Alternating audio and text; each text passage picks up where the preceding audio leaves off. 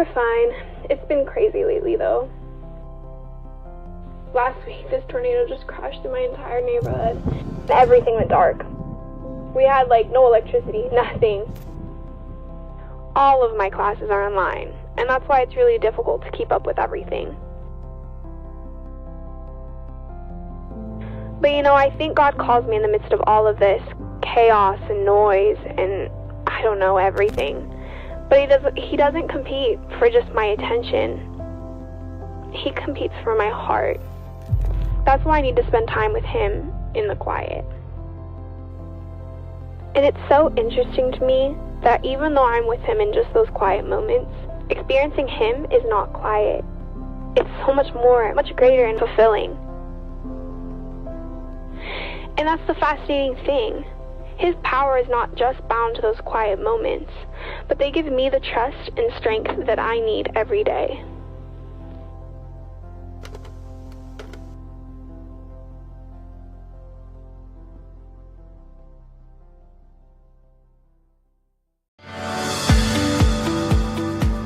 Hi, I'm Pastor Elijah Davis. I'm Pastor Denny McCullough. We are the hosts of your Bible study series, Words of Wisdom.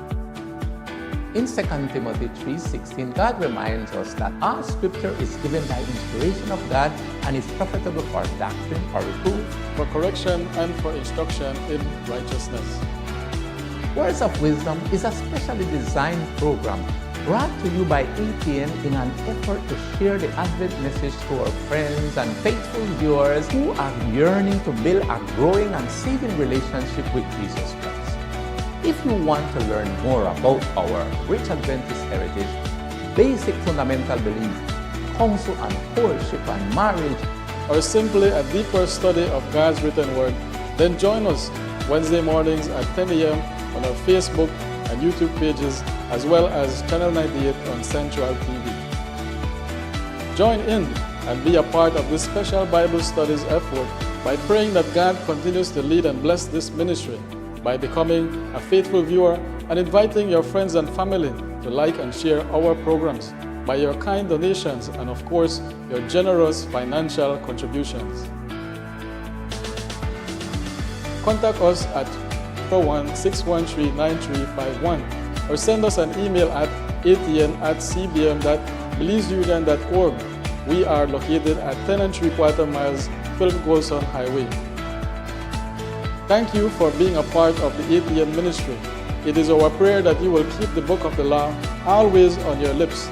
meditate on it day and night, that thou mayest observe to do according to that which is written therein. Then thou shalt make thy way prosperous and have good success.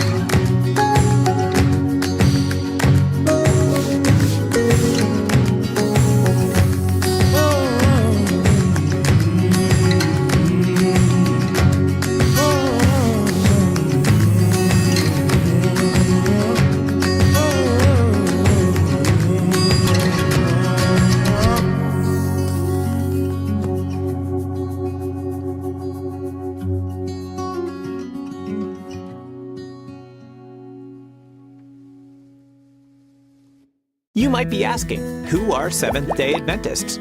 Commonly known as Adventists, we are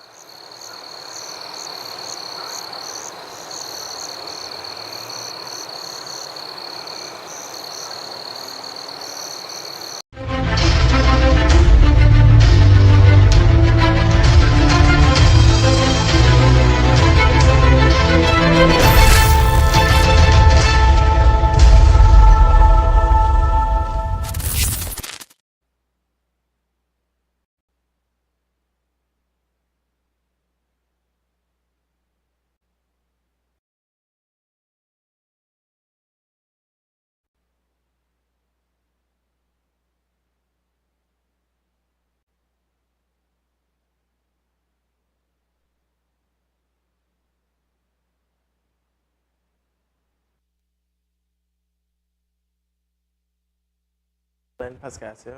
If you're watching us on YouTube, Facebook, Twitch, Channel 98, tell your friends that we're here because tonight's topic is a hot one. A hot one. You ever get a hot plate? Go buy a hot plate. When it come out, the meat is sizzled on top of it. All right. That's how hot it's going as to long be. as I know a hotness. That's how hot it's going to be tonight. Tonight our topic is, are you a real man? Well, I like that the two guys laughed, you know? yeah, funny. But where are we going with this conversation? Just stay tuned and you'll see. So now, are you a real man? You know, the way I want this conversation to go is what defines you into manhood? What makes you feel like you have reached that point that you are the man? You know? Because you know there in Africa, let's look at the African tribe. In the African tribe, at 12 years old, these boys they are given a task, right? They are given a task, and when they are given these tasks, until they have completed those tasks, that's when they have now entered manhood.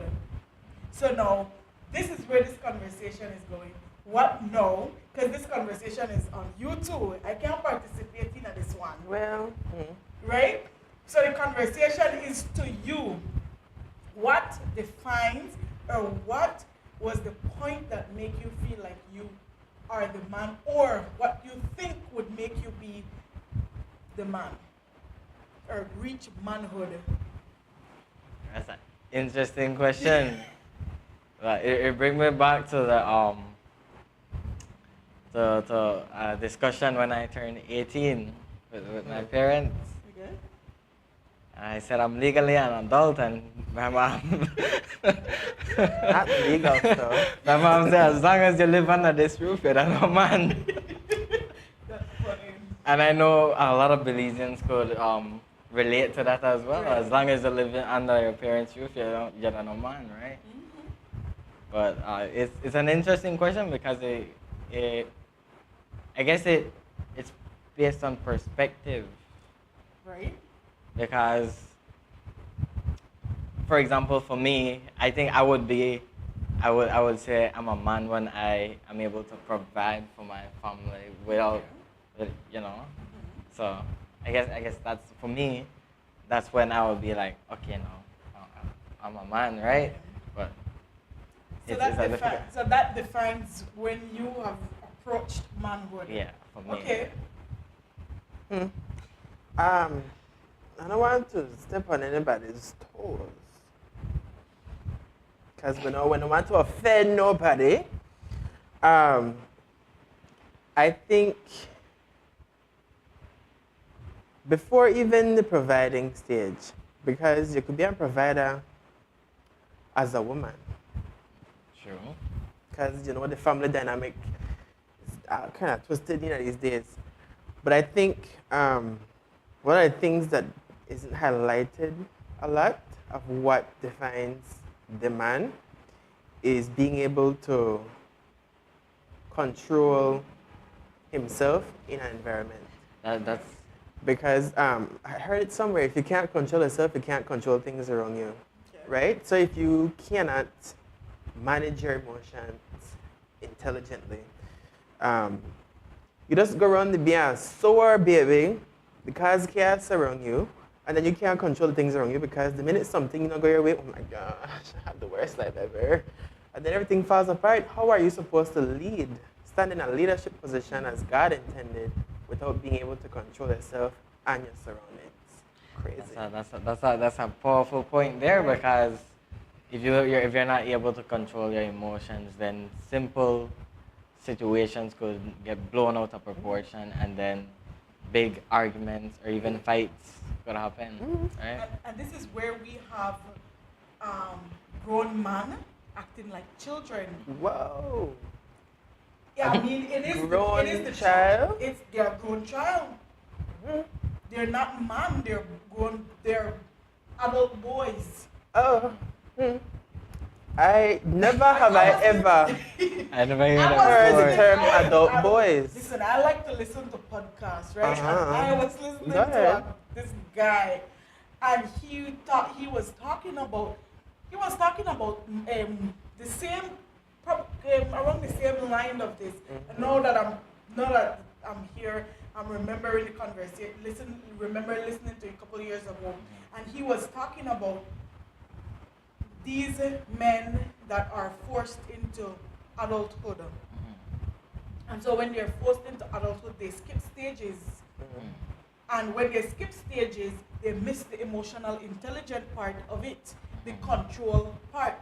And so when they miss that control part of it, you get grown men acting like children. Wow. I'm sure you have seen grown men with zero understanding or zero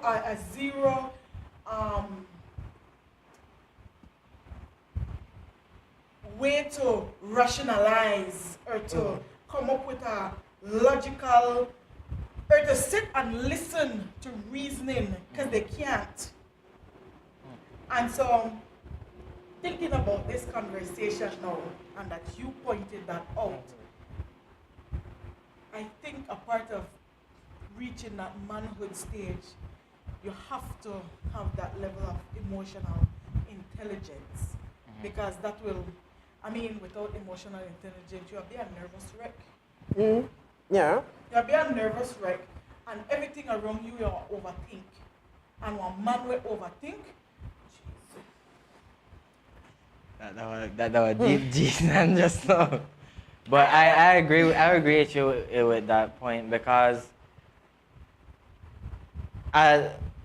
when in my point of view, when you reach that stage when you're I would say going on to your 30s, you as a man you tend to look to having to settling down, right? And if you haven't reached that stage of emotional maturity and that level of self-control, you can't handle kids. I read a quote the other day that said, the definition of unpredictability is children.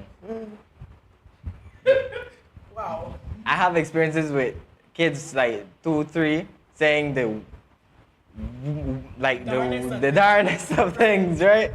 And they do some stuff where you would question how that even get in your head, right?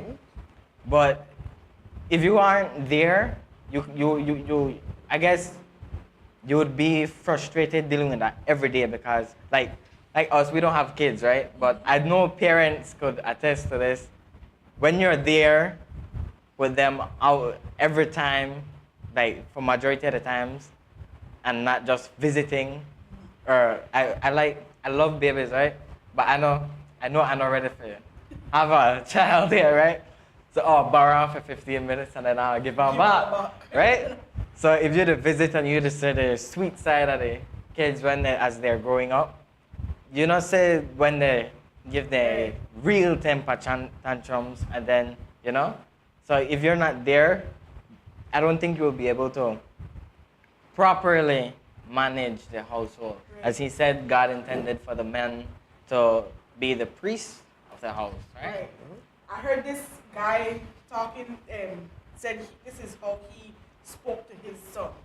Because he realized that there was no initiation of going into manhood in this side of the world. We just get up there and it happened. No, you go sleep one day and child, you wake up the next day an adult. Right. For example, you people in the church, you're about to be an elder. What do? They ordain you. When you're about to be a pastor, what do? Ordain you. There's some kind of initiation into your role. Now, as a man, there's no, you haven't seen any initiation, especially if the father figure was not there to initiate to you that, okay, you're now becoming a man. There's certain things that the world will expect from you. So he said, at 13, he told his child, okay, you're a young man. So now the things you did when you were 12 years old, like me instructing you, no, you got to do this, you got to do that, you got to help out around here doing that and doing that. When he reached another level, he said, I will no longer tell you that you must do it. Because now that is your, and now, so now he is formatting in his household an initiation process as how to raise his son to be a man.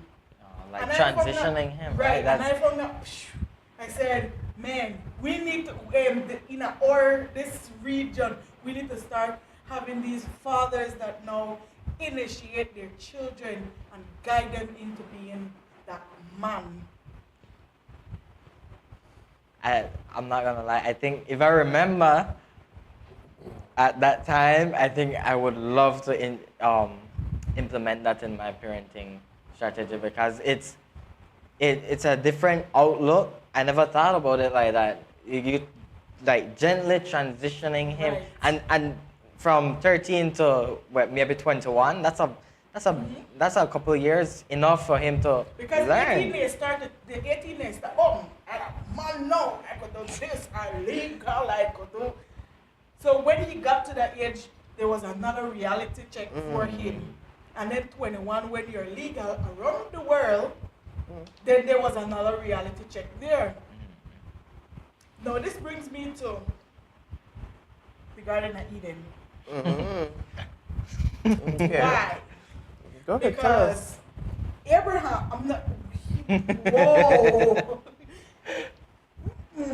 Adam, I am sorry guys. Adam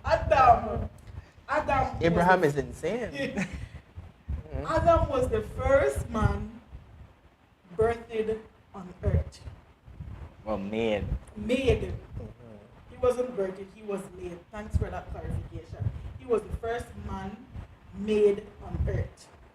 So, from the dust, God blew, he became a living being. When he became a living being, what happened? Well, Oh no, God. trivia question. No! no, What I'm just going through The the series, suspense, right? okay, go I'm ahead. just going through the series of, what happened next. He was placed into he was then shown his creator. He was then introduced to his creator. And so now he was connected to something, someone. He was connected to Jesus. He was connected to God. In fact, God at that point in time. So we're showing the initiation of Adam into manhood. So connected to God, and then what happened next? he was given responsibility. Right, he was given responsibility. He was given work. And to clarify, not a job. A job is something that you do and get to paid. maintain whatever you need at that point in time. Work is what is your destiny, your purpose, right? So he was given work. His work was to what? Name the animals, name the plants, then name the different whatever around the place. So he was given work. At that point in time, he didn't have a partner. So he was content with what he had at that point in time. Until he was given an additional helpmate.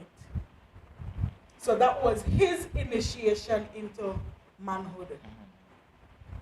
So now, from hearing Adam's, what I keep saying? You said Adam. Did I get correct this time? But in my mind, like I feel like I said Abraham just now. Something that happened. Right. Something that click up there I now. do have a migraine, and these lights are heavy on my eyes right now. So bear with me.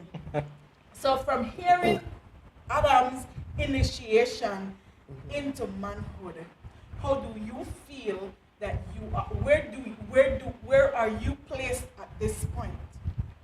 I think I'm still being molded. You're still being molded, Yeah. so you're still on the earth. Yeah. Okay.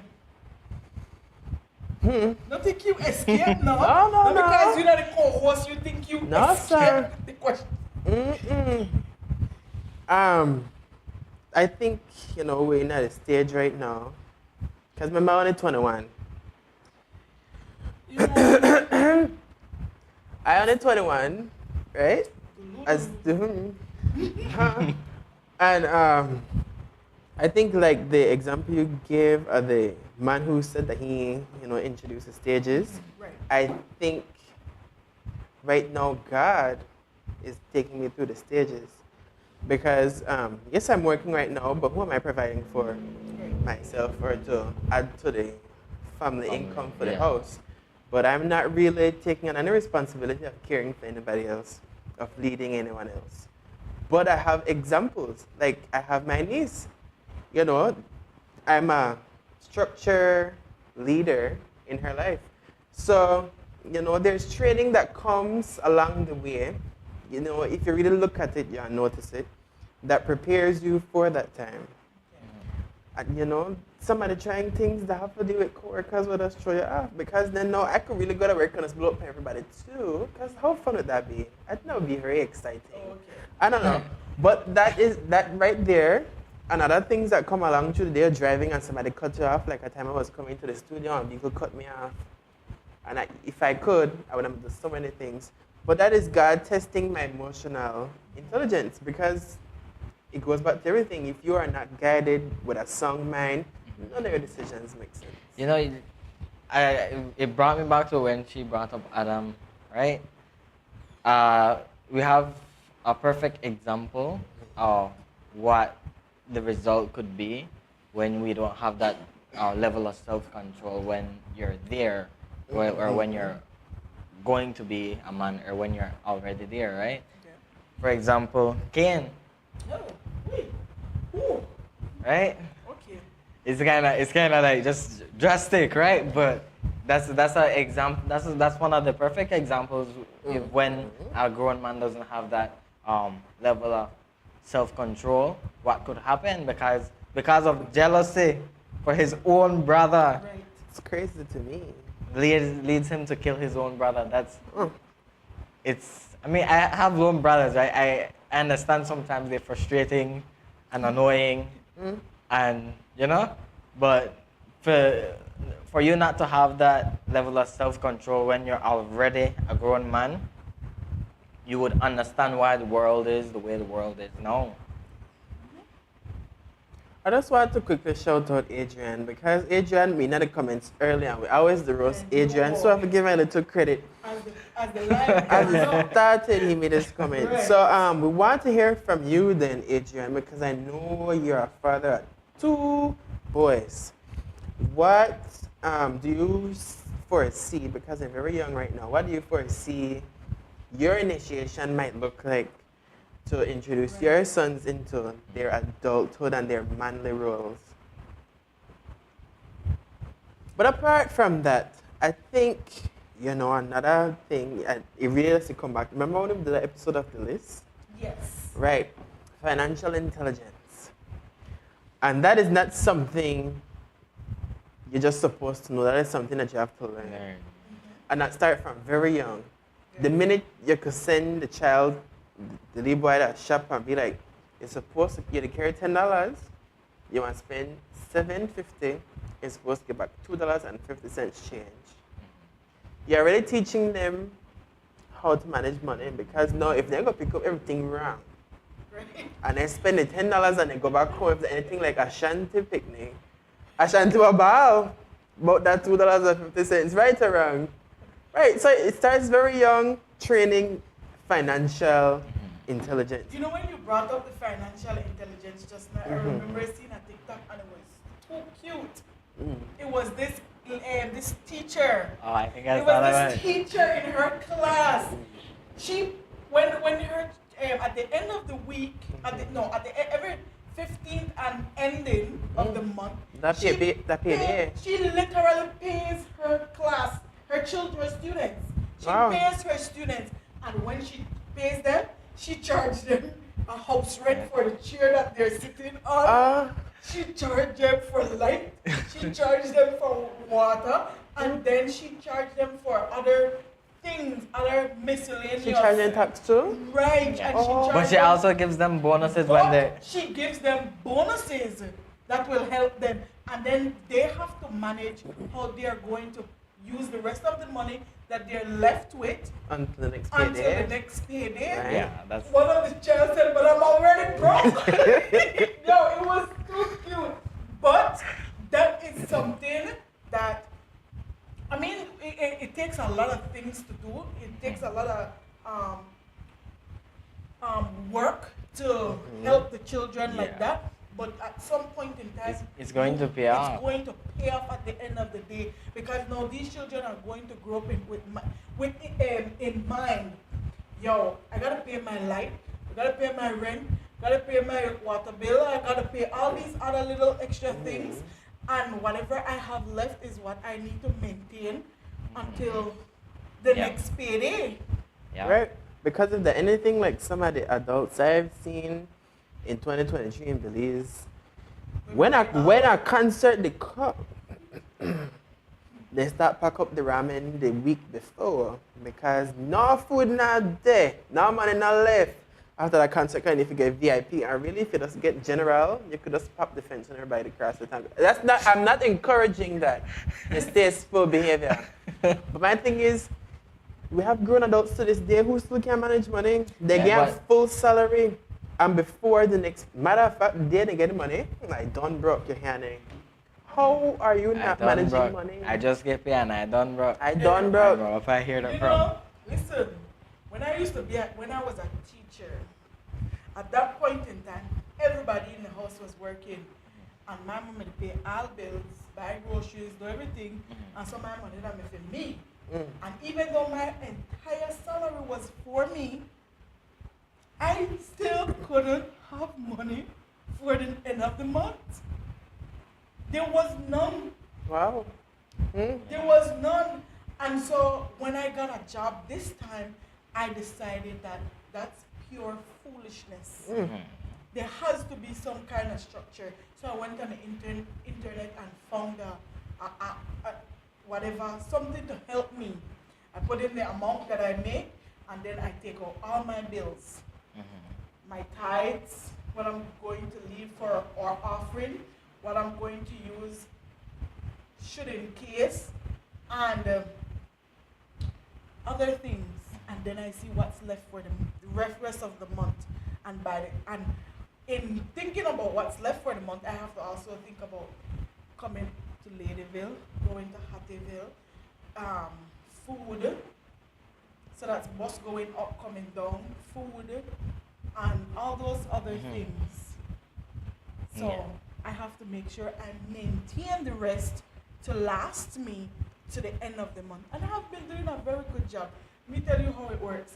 Give your tithes and offering first and tell God, okay, what kind of hurt? But please. Not the tears. Take me through the month. You're my provider, and you're the one that says that you own a cattle upon 1,000 hills. And right now, my bank account. I just want left leg and one neck Yes. too. My bank account right now needs one of those cattle that you own upon the 1,000 hill. So you make this money stretch, and it has been working. When I would kind of skip out some time, because it do happen. You know, I did it a couple times. Before the month end, I did cry. I never tried that ever again. You know, speaking about this, what kind of tying it in back to the topic, Right. what I see in personal experience is it takes discipline to stick by your budget, because I knew how to budget. My dad sit us down and he showed us his budget for the month for the house. So we know how to budget, we know how to structure the budget. Just unbelieve, my first payday, I budget out my money. By the third week, I'm broke. It takes discipline Yeah. to maintain your budget and stay within your budget, because there's a lot of things you want. I love snacks. Oh. I love I love snacks, right? And like he said, I don't have no responsibilities per se, right? Other than contributing to Right. the household. I have no kids. I didn't even have to pay rent. no light, no water, nothing, right? So basically, Pay light. I mean water, I pay water. right? Like majority of my pay is for me. After I take out God's money, I'm like, yo, Yay! right? It's a party, it's a party, it's a party. Right? So like, you pass the shop and you're like, I want to eat with chips. Yeah. Your friend eating at it. Oh, I see her. Your friend eating at it. I see her. Ashante says, how can I budget money? I don't have. Well, take it to Jesus Yeah. in prayer. Get on your knees. Because I know how to answer. She No, said she need a rise to budget. she need a raise to budget. A raise, my bad, a raise to budget. This is so off topic. I'm really supposed to take a break, but I did this before we go. Right. I remember having a conversation with someone that said, I literally don't make enough to budget. I just make enough to cover my bills and that's it. And even that is budgeting, because you could really think, oh, you know what, I could only like $5, yeah, $5 a BL, $10 for BTL, and then you say I got money for spend, but no. But then, if you find yourself in that predicament where you literally have no money for budget,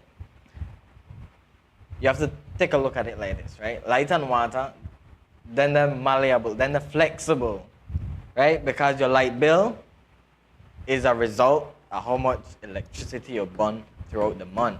Your water bill, the result of how much water. Conservation at this time, right?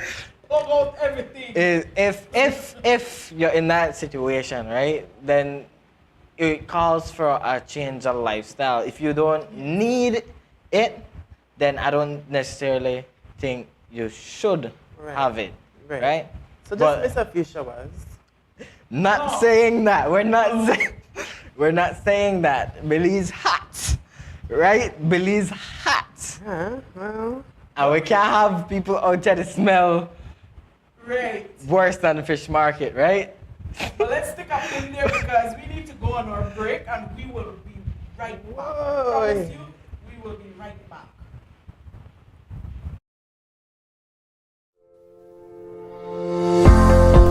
Hi, I'm Pastor Emiliano Viamel. And I'm Elder Shane Neal. And we're the hosts of Hour of Power. We are ready to pray for you and with you. Prayer is the key that unlocks heaven's door. In Philippians 4, 6, and 7, God cautions us not to be anxious about anything. Instead, in every situation, by prayer and petition, with thanksgiving, present your requests to God. And the peace of God, which transcends all understanding, will guard your hearts and your minds in Christ Jesus. Join us every Thursday night at 6 p.m. on our Facebook and YouTube pages, as well as Channel 98 on Central Cable TV, to experience this peace that passeth all understanding. You can join our global prayer family by praying that God continues to lead and bless this ministry. By becoming a faithful viewer and inviting your friends and family to like and share our programs. With your kind donations as well as your generous financial contributions. Contact us at 501-613-9351. Or send us an email at atn@cbn.belizeunion.org. We are located at 10 3/4 miles Northern Highway at the Tubal Trade and Vocational Institute. Thank you for being a part of the ATN ministry. And we pray God's richest blessings upon you and your family.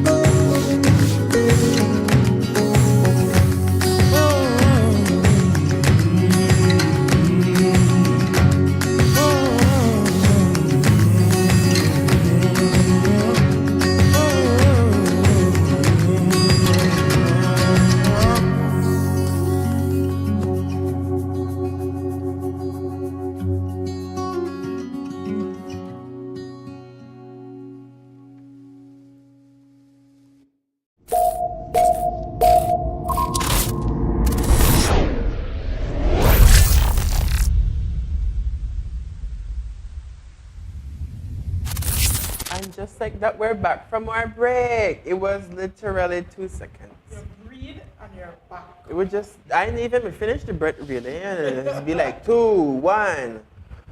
And We we're back. are talking about, if you missed the first half of the show, what makes you a man?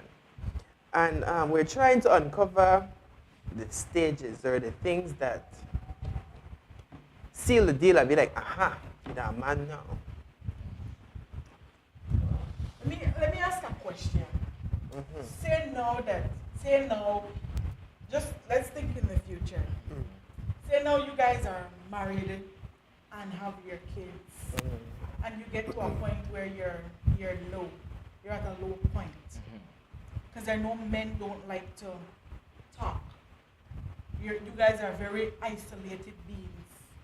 Because when you get together in a pack, if you about to do something, but to just come together and to be there with each other, it's never like girls. Girls just get together, sit on a bed, and we have the world of conversation. You men don't get together in a group and just have conversations. So you guys are known to be isolated beings rather than community oriented, unless you are doing something. So now, back to the scenario. You guys are married with kids, and at this point you guys are going through a struggle because sometimes we think that we have to have all the money, we have to have the job, the nice car, the nice things, and we have to get to a certain standard of living to make you that man. And then, then you reach to that point and you still don't feel like you're that man. How now do you communicate this with your wife? That you don't feel like a man. That you don't feel like when you are where you're supposed to be. Do you communicate it? Do you stay silent about it? Because remember, after Adam was given work, after Adam finished his work, he had a wife, right? You get that, and not even as a wife, you got a help mate, right? So, what then do you do in that point? This is why I love the Bible, you know, because another perfect example, another example that we could use is Job, right? You were going to go there. I love the Bible. Everything that you could ever think yourself going through, the Bible have an example about it, right?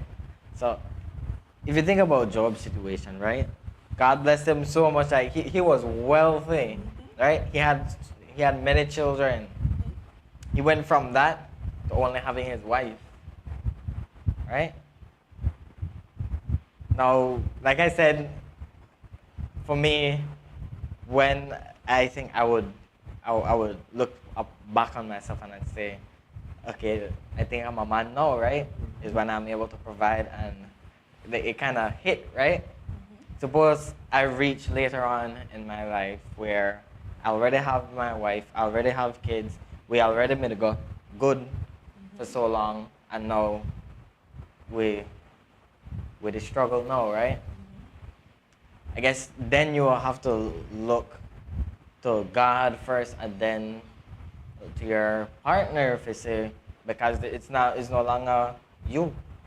It's the both of you together, right? It's always been both of you. Well, yes. Well, I'm talking about the transition, right? Got it. Yeah, transition into marriage, right?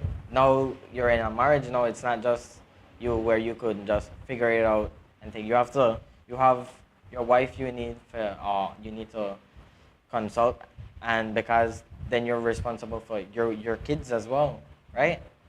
So you have to consult her on what you guys are going to do, because you can't have your kids starve, or you can't have your kids you have to have a plan to get us from where we are.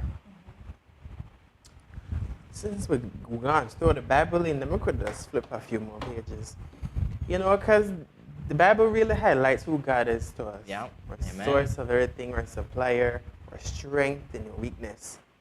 And I think whenever we lose or we forget that, we go into chaos and we panic and be like, well, I don't know how I start this out. No, that's one part.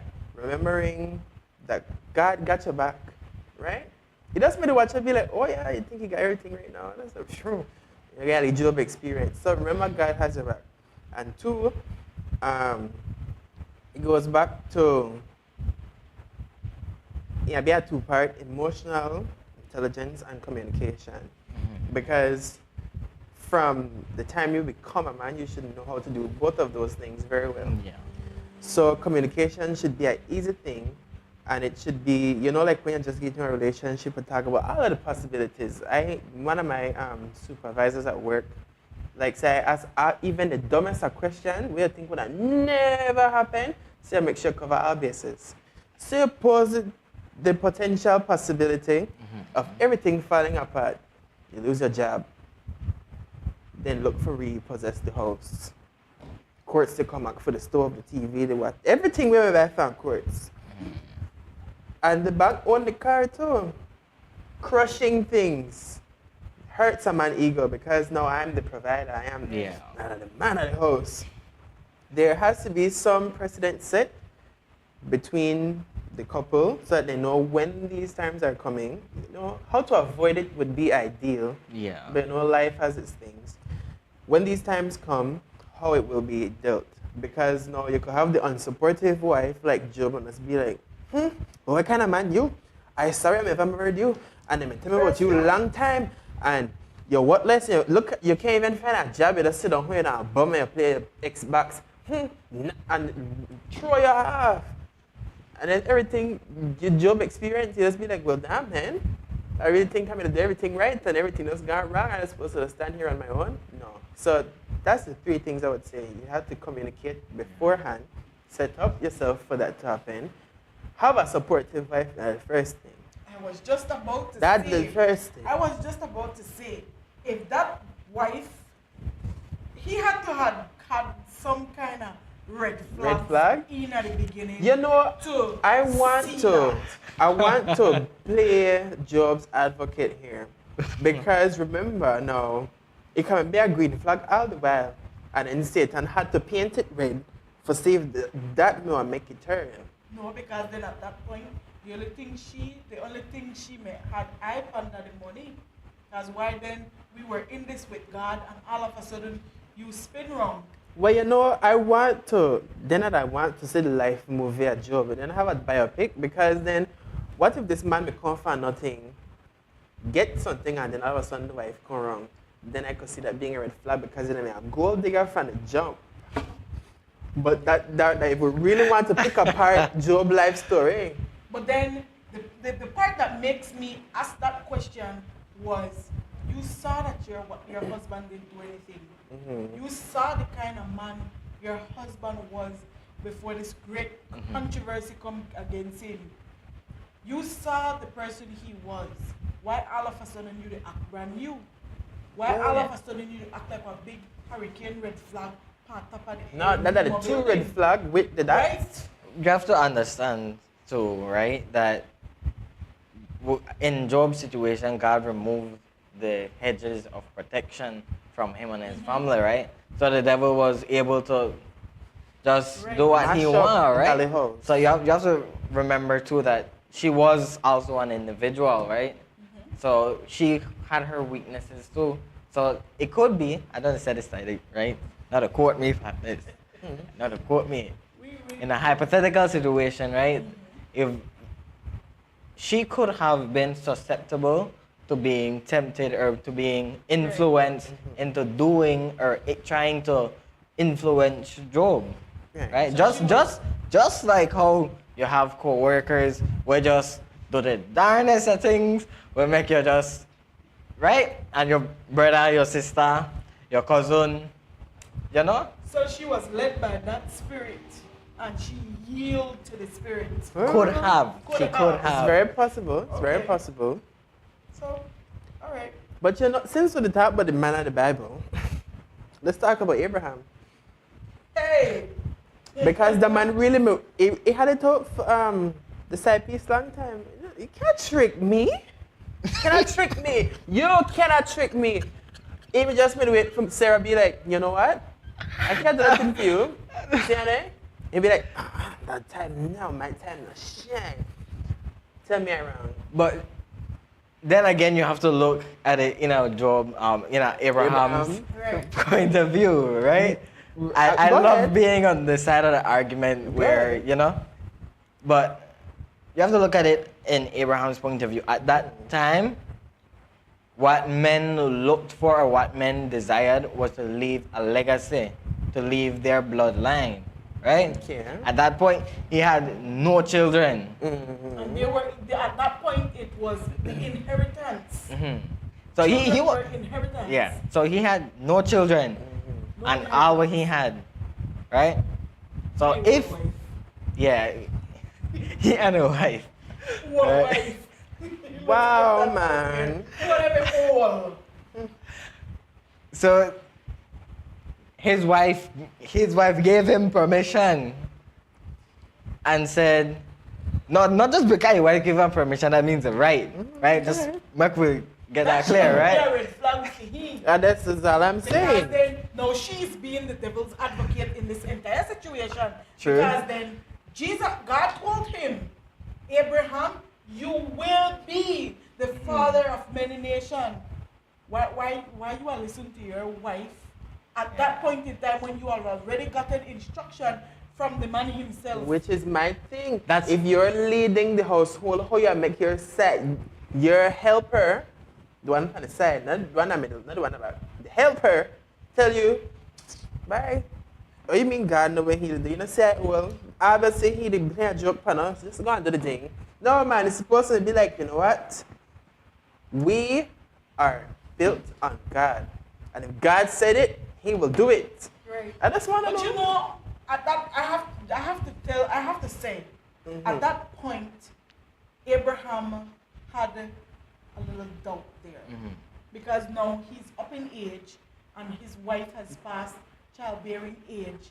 Now how is this even possible? How am I supposed to build a nation, many nations, if I am old and my wife is old? So it was his doubt. You remember when Peter was walking on the water? And at the point when doubt came into his mind, he fell. It was the same for Abraham. At that point of doubt, he slipped. Just at that point, he slipped. I saw This is why we have the war happening right now. I saw a sermon talking about perfect temptation, right? And the perfect temptation that's given in the Bible when Jesus was tempted, right? We have too short a time to explain everything, right? So I'll cut it down, right? So basically, you have the timing, perfect timing, and need and accessibility to the need, right? Now, if you go ahead and every time you fall before, you examine it, and you try and you look for these, you will find it. Because if you get tempted too early, you could resist the temptation. If you don't need nothing, Probably not happen. it not happen, right? And if you need it, but you have no way of getting it, it not happen still, right? So in Abraham's scenario, The three played an important role. Wife past childbearing age, he has 0 children, he needed to leave his legacy behind or inheritance, and then There was a port of entry that was giving him that Yep. opportunity. Okay. Well, you know, I have a lot of curveballs in my back pocket because David and Bathsheba. Don't worry, That's you can't true. get up and even go out for a period. Mic drop. David and Bathsheba. yeah. No takers. Nobody wants to defend David in this one. Who was she to say no to the king? We need to bring Bathsheba into this. She kind of blameless. Okay. You know. She just been the act on the devil's. Well, it was like Right, what he said just now. It was like what he said just now, the timing, was right because he knew he did not belong Oh, yeah. on the roof. He And knew that they was were the at time. war. And they Right, were and at they were war. at war. He was supposed to be at war. So the timing, he knew the timing of when all the women in the town would be taking a shower. Good. Okay, then Need. the need. At that point in time, you're not supposed to even be with a woman because you need all the strength that you need at war. Like what Uriah said later on when he was drunk to the king. Okay, but he had a need. And then accessibility. He was the king. So the three elements played a very important role in why that took place. Okay. All right. But did that made him Less of a man? less of a man?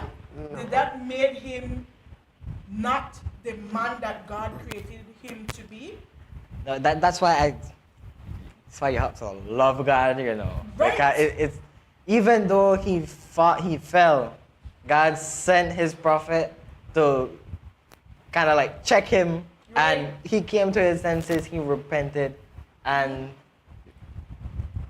God still hold him in honor, especially when he was talking to his father, to his son. He's known as the man after God's own heart. Okay. So the thing is, the last one I'm showing is Moses, when he strike the rock. So in other words, this is his lack of emotional intelligence. That's exactly where I was moment going to go with when that. he was supposed to be controlling the situation. Because all these, when we look at all these scenarios placed on the brown table. The brown table. Placed on the brown table. All of it was a moment of the lack of control for themselves in the environment where they were supposed to be controlled. So, what then do you do at that point? And this now is where we need to be able to instill in the men of this generation that is coming up, even the one that is in my generation and then your generation, we need to be able to have this point of access for them to receive the help in order to how to at that point you can't just teach them. You have to show them. It's a learned process. So they have to learn how to develop emotional intelligence. So when at your age you're supposed to already master it, you're going to look like a child learning a new word. You know, back in the days when Mama used to give, in the summer, when we used to learn a new word for the day, we use it in every single conversation. You try use it. So when, at that point in time, when you're learning the process of this, having this emotional intelligence, you're going to look like a child learning a new word. Yes, but it's a necessary step at this point. If you're already there, it's a necessary step for you to reach where you need to be. So no matter, don't worry about what people talk about. People always talk, right?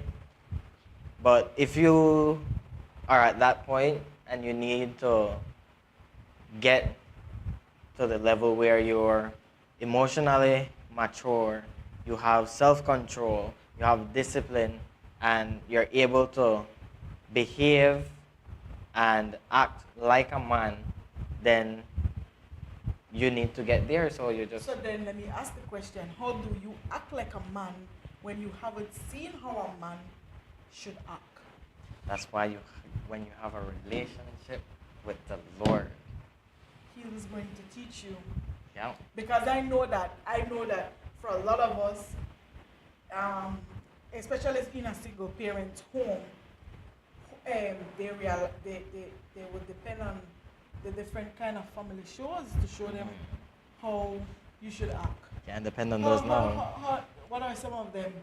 Fresh Prince, Yeah. Uncle Phil, Very- Uncle Phil was You a know, father. Yeah. Uncle Phil was a father to I'll many. give you that. Uncle Right. Phil was a father to many.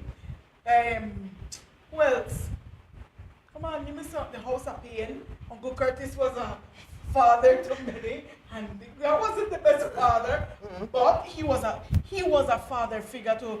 And I'm not saying I'm not, father figure to who is watching, especially guys that didn't have a father. So some of them look on these shows on the screen to mimic a character or to build a character in them as to how they should look as a father Or should act. or should act as a father. Yep, Bernie Mac is a very good one. Bernie Mac. Because Bernie made go Right. through it with the Bernie. kids.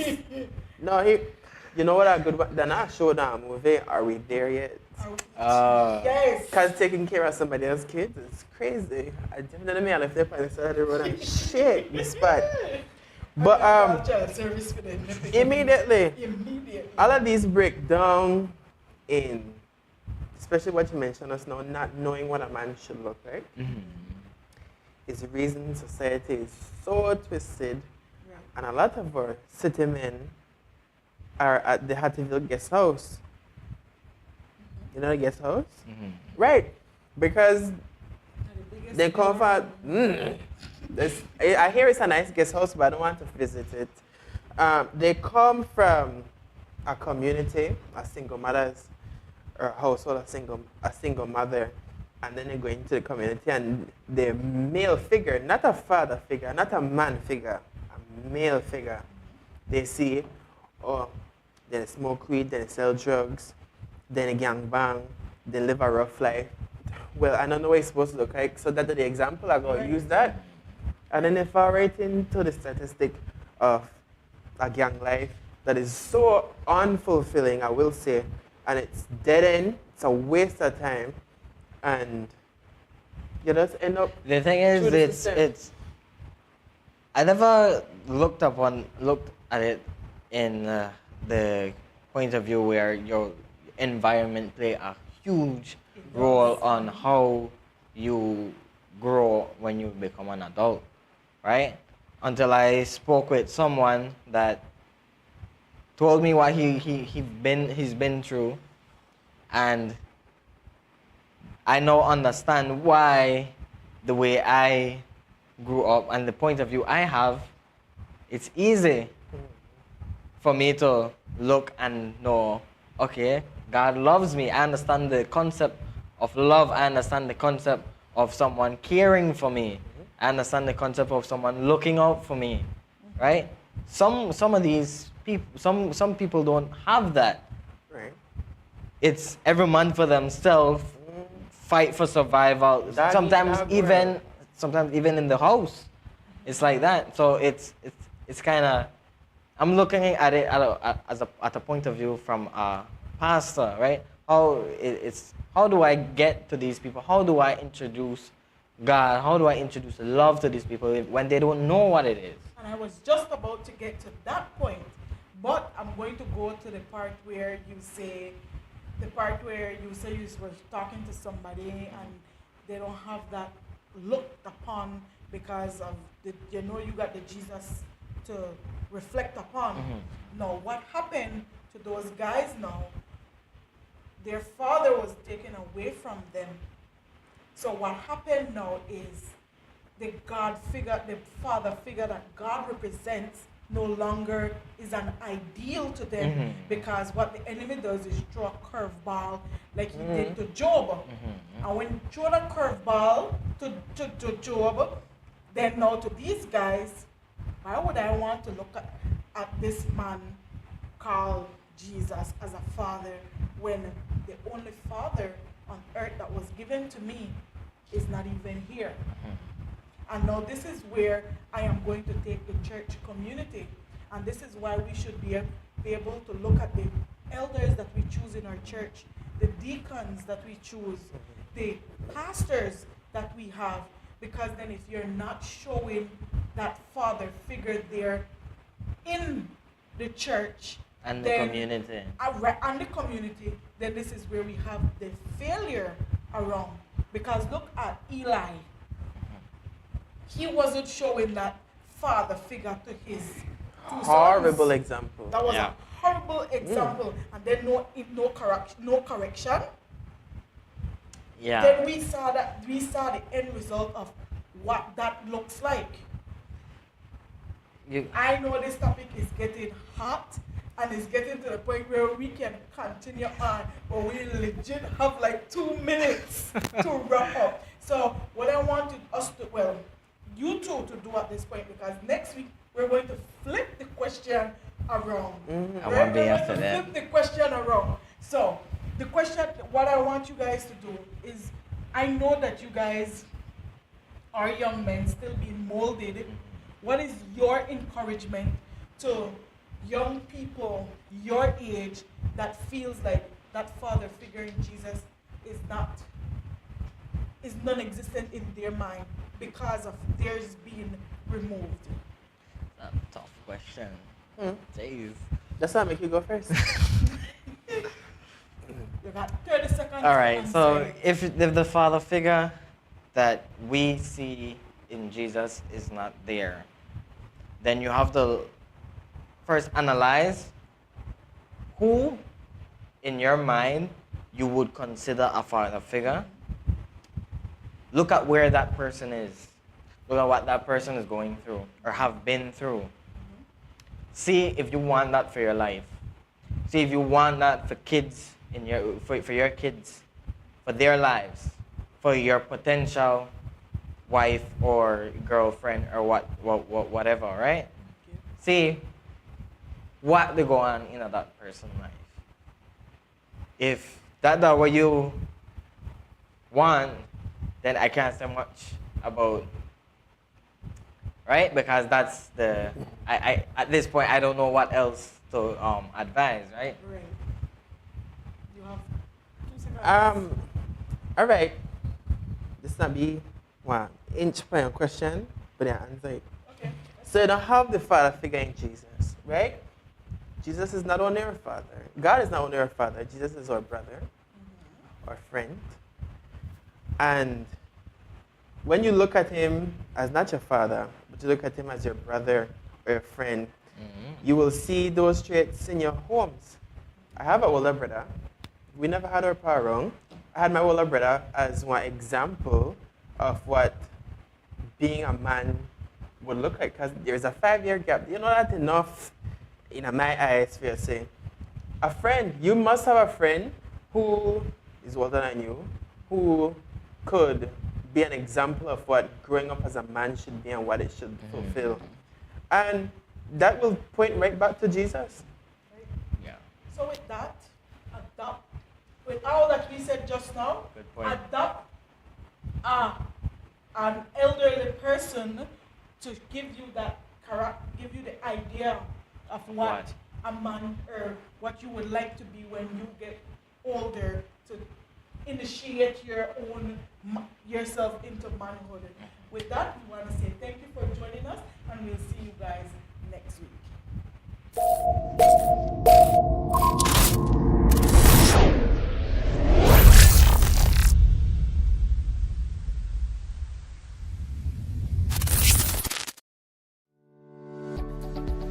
As a non-profit organization, the Adventist Television Network solely relies on your financial support. By partnering with us through a monthly donation, you will help us to continue to fulfill the mission in taking the gospel into all the world. For more information, please call 613-9351 or email us at atnfin@cbm.belizeunion.org. Thank you for your prayers and support of the ATN ministry, and together we may hasten the soon coming of our Lord Jesus Christ.